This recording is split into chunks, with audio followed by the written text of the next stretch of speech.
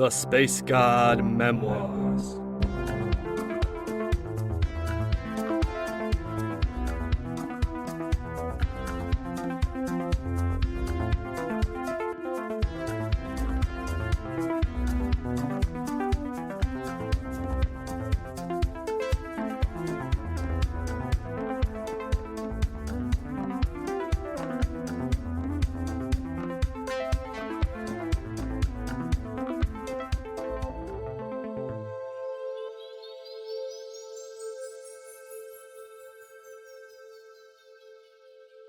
Season 2, Episode 7.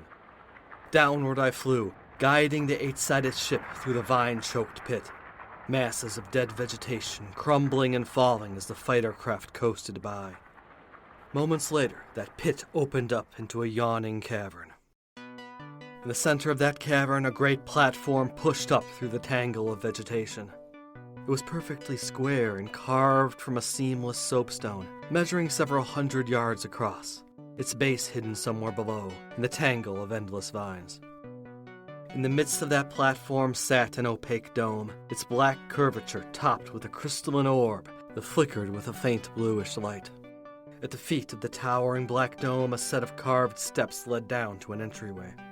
Taking in these details, I descended to ground level and touched the ship down on the platform itself. "So I'm guessing this is your temple," I said to the lovely blue being in the seat next to me.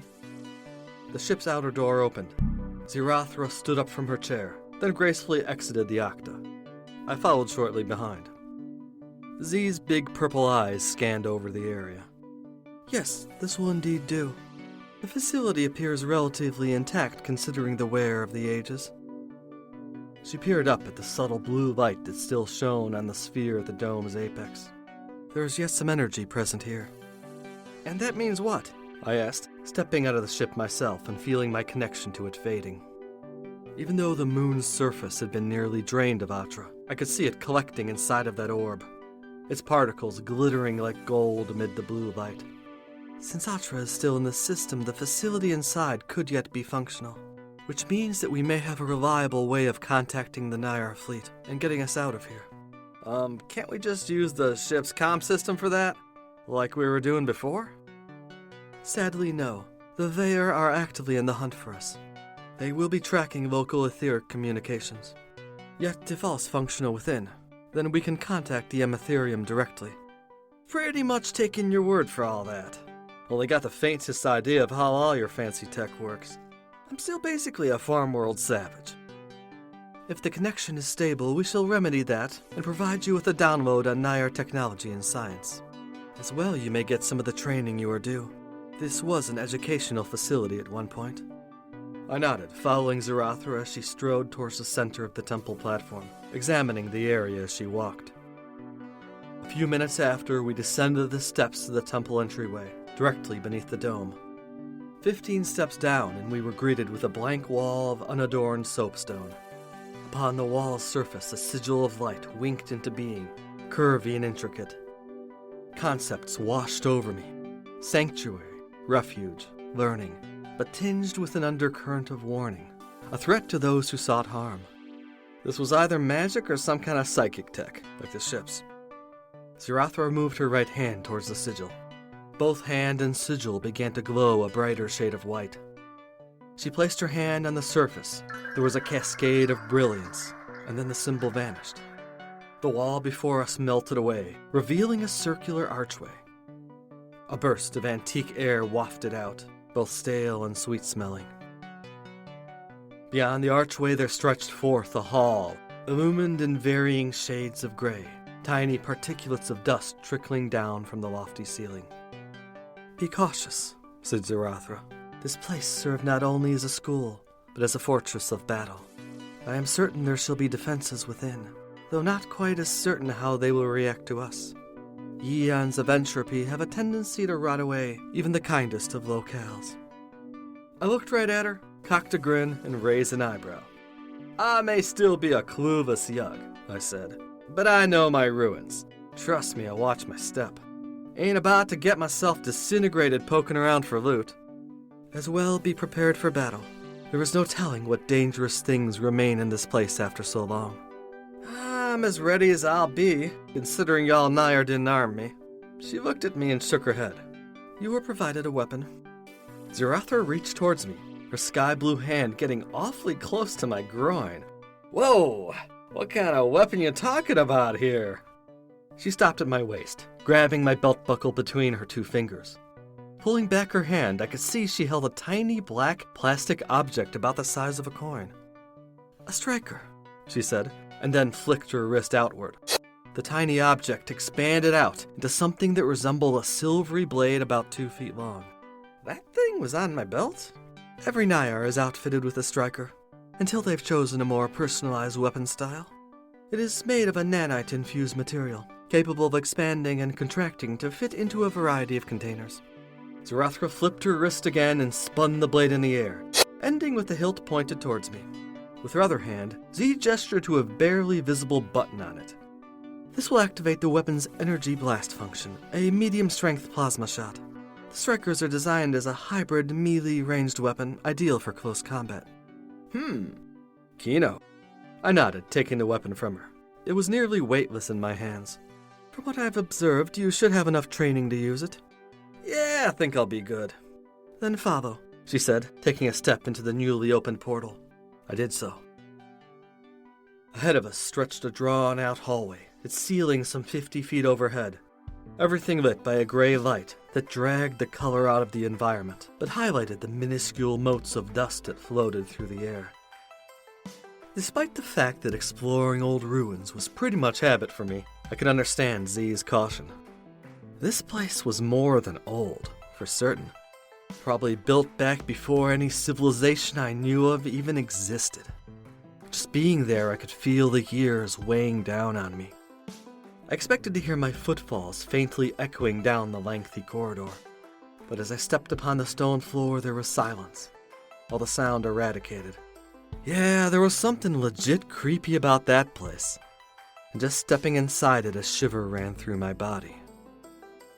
We ventured on, my eyes darting from floor to wall to ceiling, both curious about the details and also watchful for any booby traps that might spring out at us. Nothing overtly dangerous occurred, but the silence was certainly disconcerting. The walls were lined with a delicate, flowery script etched across the center, seeming to continue down the length of the corridor. I imagined them spelling out some ancient parable or long-lost history. But as I walked past, I noticed that the script was shifting, one word replaced with another, like some forgotten story continuously being revised and edited. Creepy for sure, but I told myself it was probably just some old Naiar artsy-fartsy crap. The hallway appeared to curve round and round as we walked. At first I thought it might be taking us in a circle, but after a bit I realized it was spiral-shaped, the path leading to the very center of the temple platform. Off to the sides, archways led into sundry chambers. Some were meeting rooms, laid out with translucent oval-shaped tables and matching chairs, their walls decorated in abstract art. Others were likely used for meditation or contemplation, with cushioned floors and inset pools that somehow still contained standing water despite the millennia of neglect. All were eerily abandoned, not destroyed or damaged, but silent and empty. We continued our walk. Occasionally, Zirathra would stop for a moment and look into one of the rooms, then shake her head and keep going. I figured she was seeking the communication system we had discussed earlier. I would have helped with that, but didn't have the slightest idea of what to look for. As we neared what I estimated was the middle of the dome, the wide hallway narrowed by a third. There were no more room entries to our sides. Instead, the walls were lined with perfectly erect figures, hulking humanoids, their entire bodies coated in a silvery enamel, their faces capped by unmoving leonine heads. All held axe-like weapons hafted over their shoulders. They looked similar to the beings I'd seen in the Amatherium, the Nentael, but with thicker frames and broader shoulders, their armor more tarnished. At least 20 of them were in sight, backs against the walls and standing like decorative statues. But, nope. I had seen enough ancient robotic guardians to know that these were certainly no statues. Zirathra paused right as we got to them, raising a hand for me to do the same. Are these friends? I asked. 2 of the silvered men stepped from their posts, ancient dust dislodging from grinding limbs. They faced us, raising their axes in the air, their weapons afire with energy. One of the old guardians swung for my head. Reflexively, I fell into a squat to avoid it. I'm guessing that's a no, I answered myself. They are invaders, shouted both of them in unison. You will perish. The other one hacked wildly down at Zirathra, who readily sidestepped, causing the axe to strike the floor and send a shower of sparks flying. The Nentail Guardians have clearly gone mad, she stated, as we both began backing away. They appear operational, but are not recognizing us as they should. Behind them, several more sets of the Lion Men came into motion, ready to follow their brothers in killing us. We running for it? I asked. Or are you gonna break out some crazy combat moves? Neither, she said, dodging another clumsy axe swing. I'm going to perform a reset on them. The Nentail should not be destroyed. Your role is to distract them. My role is what? But it was too late. Z had already backed up, out of the way. She moved her arms in a circular motion, letting out a breath as she stared at them. Her eyes were rolled back, though open, and her breathing had fallen into a steady but focused pattern. I looked to the Silver Guardians, their shiny bodies already blocking the corridor ahead. I could feel my heart racing as the 2 initial ones continued to step towards me, the mass of them not far behind. I considered pulling out my new striker, but decided against that idea. These things just needed a reset, per Z, not for me to break them. Come on, you rust-sucking bastards! I heard myself shout. I was terrified, I admit, but not as terrified as I should have been. A part of me felt nothing but exhilaration as the Nentail charged at me. That part rushed up from my gut and filled my head with a fiery abandon. The presence within me was familiar. The Knight Captain, Bakibra, so reserved in her dealings with others, but afire with the heat of battle. As I dodged and swerved around a bevy of energy axes, her battle instincts and training filled me. Bakibra's presence was overlaid upon my own, Keph falling just below the surface. Now all the fear was gone, my mind occupied with only the moment. I ducked around 2 axe swings and grabbed a third one by its haft mid-thrust. There was no way I could pull it out of the being's robotic grip, but I used the handle as leverage to hurl myself over the thing's head and land in a crouch behind it. That put me square in the middle of the hall, where about 20 of those silver kitties were waiting. Perish, Veyer, deviant! They shouted at me in a chorus, preparing to attack. Catch me if you can, you Morga-munching bags of butts! I yelled, gesturing wildly at the things. One peek back at Zirathra told me that she was still out of their range, all of them focused on me. And that was a good thing. As the mass of wide-shouldered brutes lunged for me, every impulse was focused on avoidance. Since I wasn't trying to kill the silver kitties, the best I could do was weave my thinner form between them, occasionally smacking my palm against their helmets to get their attention, or yelling random insults at the uncaring machines.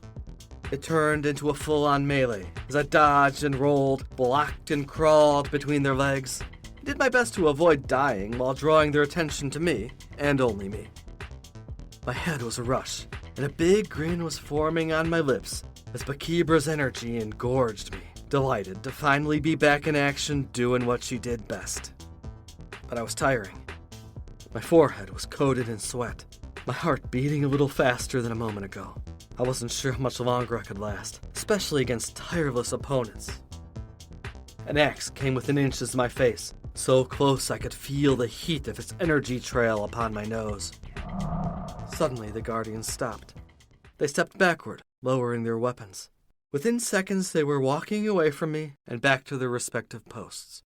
Zirathra, a few yards behind me, had already resumed her normal posture. I dusted myself off and wiped my sweaty brow. I expected Bakibra's battle fury to subside into my subconscious, but I could feel her presence heavy in my awareness, like she had a metal-clad grip on my psyche, and didn't want to let go. There was a discomfort to it, like it wasn't just me in my body anymore. Like if I wasn't careful, Bakibra might just flip a switch and take over. No. Keph swelled back up with a surge. Get back in there, Bakibra. I stated with certainty. This chick may have been an ally, a decent person even, but sure as scrag she wasn't going to be taking me over. Her presence sunk away, creeping back into the depths of my subconscious. It is done, Z stated, as the remainder of the silver men resumed their statuesque positions. The Nentael have been reset to their default behavior. They will now respond to us both as allies, which means that this place can provide us with some level of protection. Using me as robot bait was not Kino, by the way, I said. I could have died back there. No, you could not have, she replied, that sly half-smile once again on her lips. A person who would die to such a threat would not have gotten as far as you have. I trusted your competence enough to take the chance. Fair enough, I said, smirking. Consider this part of your training. Conflict is a constant factor of reality that you must always be ready to face. The virtue of bravery is one that the Naiar must embody. Its essence is in taking a risk for a greater good. Duly noted, wise teacher, I said with a mock bow. Within, Bakibra stirred. Was I the brave one, or just her? Now follow, Zirathra said, turning back down the hall towards the assembled guardians. I suspect there is a control room just beyond here. It may be just what we need to remedy our situation, or at least provide some rest. I stood in the midst of a domed chamber. In its center, a green metal pillar and set with glassy bulbs. All around us, the walls were covered in translucent screens, mostly dark and cracked over. Zirathra stood with her back to me, nodding her pretty head occasionally as she stared at the one lit-up screen, which broadcast a streaming series of symbols that I could in no way comprehend. She had been doing so for nearly 2 hours, by my estimate. The still-functioning systems of the base identified this clearly as the communication room, so I figured that's what Z was working on, hopefully sending a call to the other Naiar to get us a ride to somewhere else. That didn't entail talking, just staring at that screen full of patterns like she was tripping on Morgarut. I supposed it was some kind of telepathy, which was apparently how just about everything worked out here in Space God Land. That left me to myself. Zirathra had said to keep a lookout, and I was doing just that. Occasionally I would peek out at the room's entry to make sure our big silver kittens weren't going feral on us again. And sometimes I would sneak glances at her rather delightful behind, or the curve of her legs in that jumpsuit. I'd never stopped being attracted to Z, who was definitely a cutie, and could even be nice to interact with when she wasn't being snooty, distant, or needlessly obtuse. Still, staring too much made me feel like a creeper, so I tried to keep myself occupied with other stuff. Poking at the various non-functioning screens, stretching my body in random ways, or looking around the chamber, which had a distinct lack of gadgets for a communications room. Judging by the size and location of the room, this had to be the inside portion of that black dome I had seen from outside. And as I looked up at what should have been a solid black curve, from in here it was completely see-through. In fact, whatever crazy tech caused the effect, it actually heightened my vision of the outside. I could see the whole vine-choked entry cavern in all its detail, with a fine view of that hole we'd come in from.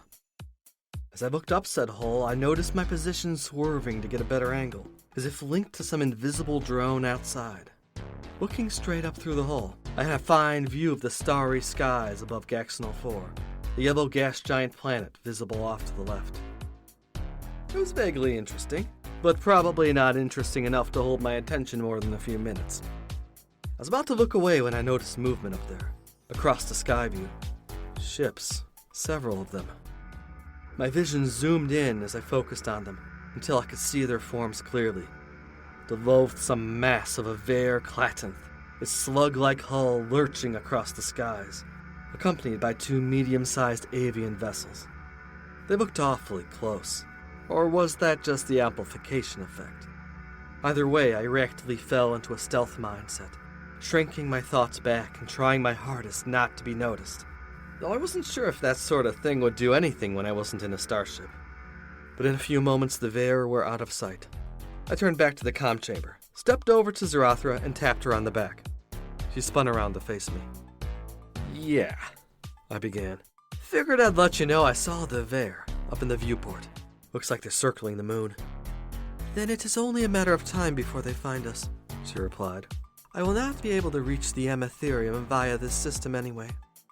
Z waved her hand in front of the screen, which went black. The computers here are ancient, their connections slow and lethargic. It seems our best hope is to descend to the core. What's the core? The monadic core, the center of the space, located deep under the ground. Every Naiar temple has one. It contains a direct link to the monadic network, our galactic communications system. I had hoped to avoid a journey below and simply connect here, though sadly these devices are too damaged for that. So I guess we go down then, I said. Several minutes later, we stood in front of a tall, triangular metal arch, just down the hall from the comm room. It opened up into a small, silvery closet that I could tell was an elevator, of similar design to the one on the Amatherium. We stepped inside, and a door closed behind us. There were no buttons or knobs inside, but a voice spoke in my head. "Where do you wish to go?" it asked. A side view cutout map of the temple facility appeared superimposed over my vision. It depicted our floor on level with the dome, a dormitory level below it, an educational hall below that, and at the bottom of the facility a large chamber with a triangle in the middle of it labeled Core. "Bottom floor, take us to the core," ordered Zirathra. I felt the slightest hint of movement as the elevator's walls began to glow a soft green color. Projected maps showed us descending through the dormitory level, the educational hall, and then I could feel my guts wrenching upward as the elevator came to a sudden halt. The door opened halfway, revealing a mass of vines, green and thorny and far more lively than the ones outside, and completely blocking the view. Several of the vines began twitching, squirming their way towards us, reaching their way into the elevator. "That order cannot be completed," stated the disembodied thought of the elevator. "Sensors show heavy obstructions in the lift tube between educational level and core chamber." I felt a sudden grip on my ankle. One of the vines was wrapping itself around me, snaking up my leg. I reached for the striker at my waist. In one motion, I retracted the weapon out to full size, and then swung downward, severing the vine. Stepping backward, I could see more of them squirming into the elevator. Scrag.